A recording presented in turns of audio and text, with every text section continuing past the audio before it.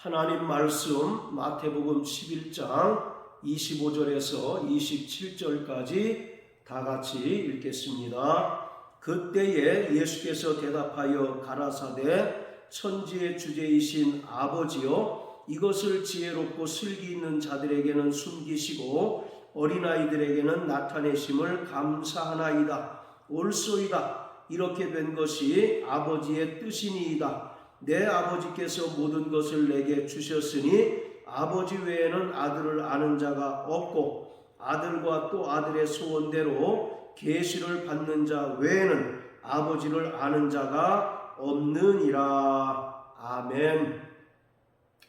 예수님께서는 20절부터 24절까지의 말씀을 통해서 고라신과 벳세다 그리고 가버나움 지역에서 많은 이적과 권능들을 행했지만 이들이 도무지 돌이켜 회개하지 않는다고 책망하셨습니다. 그러면서 이러한 많은 권능과 이적을 두로와 시돈 그리고 소돔 땅에서 행하였다면 저들이 베옷을 입고 제에 앉아서 철저히 회개했을 뿐만 아니라 소돔 땅이 지금까지 존재했을 것이다 라고 말씀하셨습니다. 그러면서 25절부터 27절까지의 말씀을 하셨는데 본문의 말씀 또한 20절부터 24절까지와 동일한 맥락에서 예수님께서 말씀하신 것으로서 본문은 이스라엘과 이방인의 구원의 관계를 설명하고 있는 것입니다.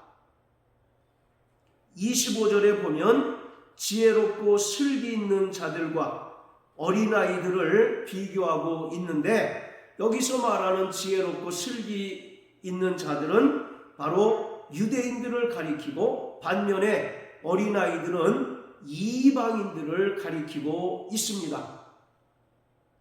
우리의 신앙은 유일하신 참 하나님과 그가 보내신 자 예수 그리스도를 아는 것입니다. 이럴 때 우리가 구원을 얻고 하나님 아버지께로부터 영생을 얻게 됩니다. 요한복음 17장 3절은 영생은 곧 유일하신 참 하나님과 그가 보내신 자 예수 그리스도를 아는 것이다 라고 말씀하셨습니다.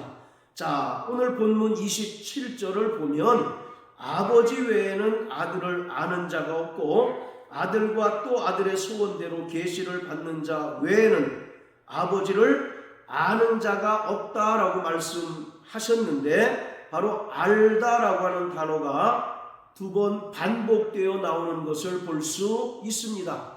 여기서 알다라고 하는 단어는 헬라어로 에피그노시스라는 단어가 사용되었는데 이것은 에피라고 하는 단어와 그노시스라고 하는 단어가 합쳐진 말로서 바로 에피라고 하는 말은 무엇 위에 라는 뜻이고 그노시스라고 하는 말은 지식, 아는 것을 말합니다. 따라서 27절에서 말하는 알다라는 말은 인간이 이성적으로 아는 지식 그리고 단순히 피상적으로 아는 지식을 말하는 것이 아니라 이러한 지식 위에 있는 바로 영적인 지식을 말합니다. 즉 우리가 예수님을 믿고 또 예수님을 우리 안에 영접하여 모시고 성령 안에서 예수님과 하나 되고 성령으로 말미암아 예수님과 신령한 교제를 나누는 것을 말하고 있습니다. 이럴 때 비로소 우리가 하나님과 그가 보내신 예수를 알므로써 구원을 얻고 또 영생을 얻게 된다고 말씀하고 있습니다. 예수님께서는 요한복음 1장 1절의 말씀처럼 영원전부터 하나님 아버지와 함께 계셨던 하나님의 아들이시며 또 하나님이십니다. 이러한 하나님의 아들 예수께서 요한복음 1장 14절의 말씀처럼 말씀이 육신이 되어 우리 가운데 오셔서 아버지의 독생자의 영광을 보여주셨고 하나님의 실존을 우리에게 알게 해 주셨습니다. 하나님은 영이시기 때문에 인간의 눈으로 볼 수 없는 분이시지만 하나님의 아들 예수께서 말씀이 육신이 되어 이 땅에 오셔서 우리에게 하나님을 보여주셨고 하나님의 영광을 나타내 주셨습니다. 요한복음 14장 8절부터 10절까지 말씀을 통해서 빌립이라고 하는 사람이 예수님께 우리에게 아버지를 보여주십시오 라고 요청하자 예수님께서는 나를 본 자는 아버지를 보았느니라 이와 같이 말씀하고 있습니다. 이처럼 하나님의 아들 예수님은 우리에게 하나님 아버지를 보여주시고 또 하나님의 영광을 나타내 주실 뿐만 아니라 하나님 아버지께서 계시하신 그 구원의 비밀을 깨닫고 구원을 얻도록 하시기 위하여 이 땅에 오셨습니다. 그런데 중요한 것은 하나님의 백성이라고 일컬어지는 유대인들은 이방인들이 가지지 못한 특권으로 인하여 그리고 하나님의 백성이라고 하는 선민의식에 사로잡혀 있음으로 인하여 이 땅에 메시아로 오신 예수님을 바로 보지 못하고 바로 알지 못하였습니다. 그래서 예수님께서 메시아로 이 땅에 오셔서 천국 복음을 전파하셨지만 유대인들은 예수님을 메시아로 인정하지 않고 오히려 예수님을 배척하고 예수님께서 전파하신 그 복음을 거부하게 되었습니다. 이에 따라서 하나님의 구원의 순서가 바로 역전이 되어버리고 말았습니다.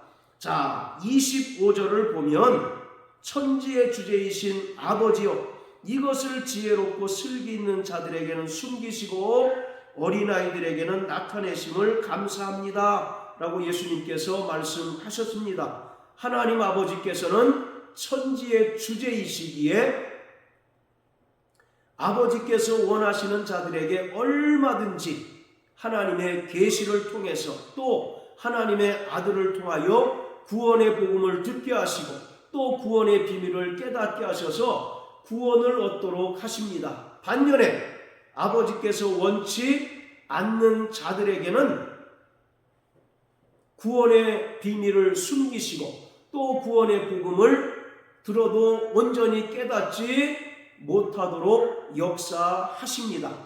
자, 25절에 보면 슬기 있는 자들과 어린아이들을 비교하고 있는데 이것은 바로 유대인과 이방인을 가리키고 있습니다.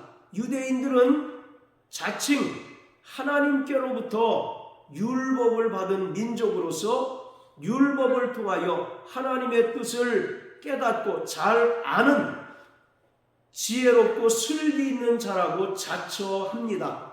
반면에 유대인들은 이방인들을 철저하게 무시하고 능멸하는데 저들은 하나님께 율법을 받지 못하여 하나님의 뜻을 깨닫지 못하는 영적인 소경이요 어리석은 자요 또 미련한 어린아이다라고 보고 있습니다. 따라서 여기서 말하는 어린아이는 순진무구하고 또 동심이 가득한 그런 존재가 아니라 미련하고 어리석고 또 미성숙한 존재로서의 어린아이를 가리키고 있습니다. 자, 로마서 2장을 다 같이 보시겠습니다. 로마서 2장 17절부터 20절까지입니다. 유대인이라 칭하는 내가 율법을 의지하며 하나님을 자랑하며 율법의 교훈을 받아 하나님의 뜻을 알고 지극히 선한 것을 좋게 여기며 내가 율법에 있는 지식과 진리의 규모를 가진 자로서 소경의 길을 인도하는 자요 어둠에 있는 자의 빛이요 어리석은 자의 훈도요 어린아이의 선생이라고 스스로 믿으니, 여기서 스스로 믿는다는 것은 스스로 자처한다라는 것입니다. 유대인들의 최고의 자랑거리는 하나님으로부터 율법을 수여받은 것입니다. 그들은 하나님께서 주신 그 율법을 통해서 하나님의 뜻을 올바로 깨닫고 바로 아는 자라고 하는 대단한 자긍심이 있습니다. 하나님께서는 애굽에서 430년 동안 노예 생활하던 이스라엘을 유월절 사건을 통해서 출애굽하게 하시고 홍해를 건너게 하시고 광야에 머물게 하셨습니다. 그리고 광야에서 모세가 시내산으로 올라갔을 때 하나님께서는 시내산에서 모세에게 언약의 두 돌판을 주셨습니다. 바로 율법을 주셨는데, 하나님께서 이스라엘에게 율법을 주셨다는 것은 이스라엘이 하나님과 언약을 체결한 언약 백성이라고 하는 그 분명한 징표인 것입니다.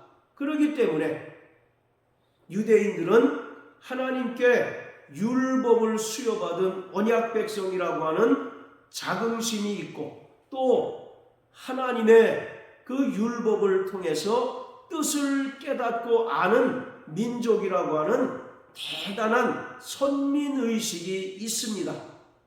반면에 유대인들은 철저히 이방인들을 무시해서 19절에 보면 이방인들을 소경이라고 생각을 합니다. 소경은 눈이 멀어 앞을 보지 못하는 자로서 이방인들은 바로 영적인 소경이라는 것입니다. 하나님께 율법을 받지 못하고 하나님의 뜻을 깨닫지 못하는 바로 영적인 소경이 바로 이방인이라고 말합니다. 자, 그리고 20절에 보면 어리석은 자의 훈도요 라고 말합니다. 여기서 어리석은 자는 이방인을 가리키고 훈도는 이스라엘을 가리킵니다. 훈도라고 하는 말은 선생이라는 뜻입니다. 이방인은 하나님의 뜻을 알지 못하는 어리석은 자이지만 유대인들은 이러한 어리석은 이방인들을 가르치는 선생, 스승이라고 하는 의미입니다. 그리고 어린아이의 선생이라고 스스로 믿는다라고 말합니다. 여기서도 어린아이라고 하는 것은 어떤 순진무구한 때묻지 않은 그런 동심의 세계에 있는 존재를 말하는 것이 아니라 어리석고 미련하고 또 미성숙한 상태에 있는 존재를 말합니다. 반면에 유대인들은 이러한 어린아이들을 가르치는 바로 선생, 스승이라고 스스로 생각을 하고 있습니다. 자, 또 에베소서 2장을 다 같이 보시겠습니다.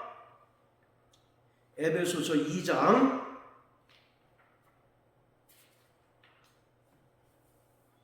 자 11절부터 12절까지 읽겠습니다. 그러므로 생각하라. 너희는 그때에 육체로 이방인이요 손으로 육체에 행한 할례당이라 칭하는 자들에게 무할례당이라 칭함을 받는 자들이라. 그때에 너희는 그리스도 밖에 있었고 이스라엘 나라 밖의 사람이라. 약속의 언약들에 대하여 외인이요 세상에서 소망이 없고 하나님도 없는 자이더니. 바로 유대인들이 바라보는 이방인의 모습이 이렇다는 것입니다. 저들은 할례 받지 못한 무할례당이라는 것입니다. 할례는 하나님과 언약을 맺은 언약의 표징이기 때문에 유대인들은 사내 아이를 낳게 되면 반드시 8일 만에 할례를 받습니다. 그러나 이방인들은 할례 없는 민족이라고 조롱하고 무시를 합니다. 자, 그리고 12절에 보면 이방인들은 그리스도 밖에 있었고 이스라엘 나라 밖의 사람이고 약속의 언약들에 대한 외인이고 세상에 소망이 없고 하나님도 없는 자이다라고 말합니다. 여기서 그리스도 밖에 있었다라고 하는 말은 철저히 예수님께서는 이스라엘 집에 잃어버린 양들에게 보내심을 받은 자라는 의미입니다. 그리고 이방인들은 하나님 없이 살고 하나님의 언약 밖에 있던 존재들이다 라고 말하고 있습니다. 자, 이처럼 25절의 말씀처럼 유대인들은 스스로는 지혜롭고 슬기 있는 자라고 생각한 반면 이방인들은 율법을 받지 못하여 하나님의 뜻을 깨닫지 못하는 영적인 소경이고 어둠에 있는 자유, 또 어리석은 자유, 미련한 자다라고 이와 같이 생각을 하고 있습니다. 그런데 이러한 유대인들이 스스로 이방인들이 가지지 못한 특권의식에 사로잡히고 또 선민의식에 사로잡혀 있어서 예수를 바로 보지 못하였습니다. 그리고 예수님께서 전한 복음을 들어도 돌이켜 회개하지 않고 거부함에 따라서 하나님의 구원의 순서가 역전이 되어버리고 말았습니다. 그것을 26절에서 말하고 있습니다. 올소이다 이렇게 된 것이 아버지의 뜻이니이다. 고라신과 벳세다 그리고 가버나움에서 많은 이적과 권능을 행했지만 그들이 도무지 회개하지 않았다는 것입니다. 반면에 이러한 많은 권능을 두로와 시돈, 소돔 땅과 같은 이방 지역에 행하였다면 저들이 베옷을 입고 제에 앉아 회개하여 구원을 얻었으리라고 말씀하고 있는 것입니다. 이처럼 하나님의 구원의 계획상 먼저는 유대인이고 또 예수님께서 유대인에게 보내심을 받아서 복음을 전하였지만 그들이 스스로 지혜 있고 또 슬기 있는 자라고 자처함으로써 예수님의 복음을 거절함에 따라서 복음의 구원의 순서가 역전되어 버리고 말았다는 것입니다. 이것이 하나님 아버지의 뜻이라고 예수님께서는 말씀하십니다. 자, 베드로전서 2장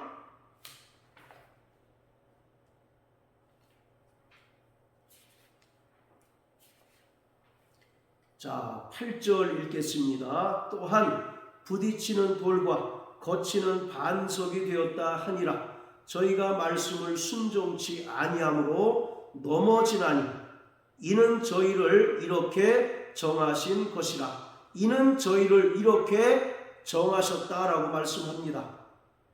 예수님께서는 구원의 반석으로 시온 곧 예루살렘에 오셨지만 유대인들은 선민의식에 사로잡혀 있고 또 율법의 의로서 스스로 구원받으려 했기 때문에 복음을 전하고 예수님께서 은혜를 베푸셨지만 이러한 예수님을 부딪히는 돌과 거치는 반석으로 여기고 말았습니다.